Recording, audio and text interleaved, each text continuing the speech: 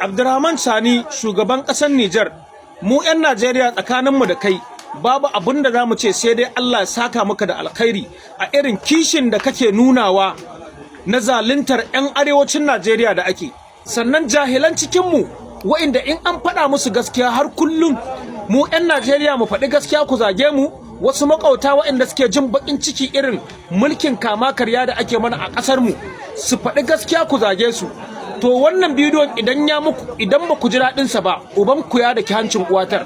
Jama'a dan girman Allah ku mara sharing ɗin bidiyon nan domin godiyar da mu 'yan arewacin Najeriya muka mika ya isa zuwa kunnen shugaban ƙasar Nijar, wanda kishin al'umma talakawa ne a zuciyarsa har ya sa ya tsallake ƙasarsa yake ganin cewa 'yan Najeriya 'yan uwansa ne.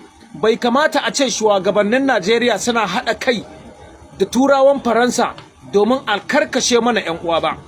Amma a haka wasu wawayen cikinmu daƙiƙai waɗanda Allah ya tsine musu albarka a haka suke zagin shugaban ƙasar Nijar saboda abin da ya faɗa wallahi gaskiya ne.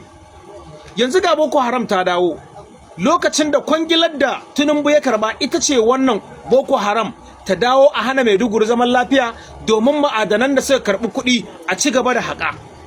To an yi walƙiya mun gansu. Mu 'yan arewa idan za mu farka daga baccin da muke yi mu farka.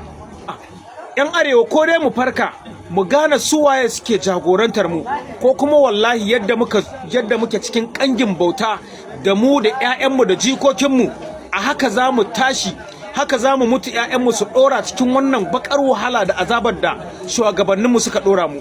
Sun mulke mu, 'ya'yansu kuma su tashi su ma su zo su mulke mu da wannan baƙar aƙidar da matacciyar zuciya da talaucin zuci da ke damun su. Allah ya wadata su, suna da gidaje, motoci, komai da komai suna da shi, amma kullum burin su tara kuɗi, su tatse mu talakawa mu shiga cikin masifa. Amma a haka wasu banzaye da ƙiƙai musamman 'yan arewacin Najeriya da dama daga cikinmu wanda dai ya zo yana faɗa mana gaskiya a lokacin ne mu muke yaƙa shi. Mu 'yan arewa idan za mu farka daga baccin da muke yi mu farka, idan kuma za mu cire jahilcin da ke damun wasu daga cikinmu wallahi mu cire. Daga lokacin da wani ya fito ya ce 'yan arewa ana cutar da ku, shugabanninku suna cutar da ku, ba ta ku suke ba, kawai ta tara abin duniya da iyalansu suke yi, a wannan lokacin ne wasu banzaye suke fitowa suna zagin wanda ya fito yana faɗar wannan gaskiyar. Saboda haka mu shugaban ƙasar Nijar babu abin da za mu ce maka sai Allah ya ci gaba da baka kariya. Muna fatan Allah subhanahu wata'ala mu ma ya kawo mana juyin mulki a ƙasar mu, sojoji su karɓi ƙasar, tunda mun ga cewar haka nan a banza suke ta gaya mana cewar mulkin soja ba alkhairi bane, ba kaza ba, wallahi ƙarya ne. Kuma muna roƙon Allah ya kawo mana lokacin da sojoji za su ji haushi, ƙananan sojoji su karɓi ƙasar da ƙarfin tsiya da ƙarfin ikon Allah. Wallahi muna addu'a yadda Burkina Faso ta samu yanci, Allah Ubangiji subhanahu wata'ala kafin ka karɓi numfashinmu Allah ka sa mu zama witness, mu gani da idanunmu cewar sojoji sun karɓi Najeriya suna mana mulki na adalci kamar yadda ake a Nijar. Bai kamata a ce shugabannin Najeriya suna haɗa kai da turawan Faransa domin a karkashe mana 'yan uwa ba.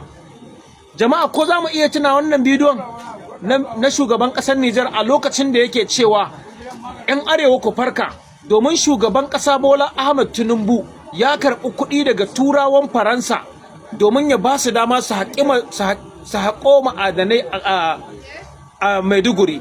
Tabbas wannan maganar wallahi gaskiya ne, kuma mun yadda 'yan arewa ya kamata mu farka in za mu farka. Idan kuma haka za mu zauna kara zube ai ta kashe mu har izuwa 'ya'yanmu su ma su zo ai musu mulkin kama karya yadda iyayensu suka mulke mu, 'ya'yansu sunan gaba su ne fa za su ci gaba da mulkar mu kamar yadda ta nuna. Tinubu ya gama, ana neman a kawo ɗansa da sauransu. Saboda haka muna addu'a Allah duk wani ɗan arewa wanda yake da sa hannu a hana arewa zaman lafiya, Ubangiji Allah ka mana maganinsa, Allah ka haramta masa jin ƙamshin aljanna.